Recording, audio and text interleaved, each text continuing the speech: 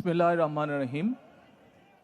আমি মরহুমা বেগম খালেদা জিয়ার বড় সন্তান তারেক রহমান। আমি আজকে এখানে উপস্থিত সকল ভাইয়েরা এবং বোনেরা যারা উপস্থিত আছেন, মরহুমা বেগম খালেদা জিয়া জীবিত থাকাকালীন অবস্থায় যদি আপনাদের কারো কাছ থেকে কোনো ঋণ নিয়ে থাকেন, দয়া করে আমার সাথে যোগাযোগ করবেন, আমি সেটি পরিশোধের ব্যবস্থা করব ইনশাআল্লাহ। একই সাথে উনি জীবিত থাকাকালীন অবস্থায় ওনার কোনো ব্যবহারে, ওনার কোনো কথায় যদি কেউ আঘাত পেয়ে থাকেন, তাহলে মরহুমার পক্ষ থেকে আমি আপনাদের কাছে ক্ষমা প্রার্থী। দোয়া করবেন আল্লাহ তাআলা যাতে ওনাকে বেহেশত দান করেন। আসসালামু আলাইকুম।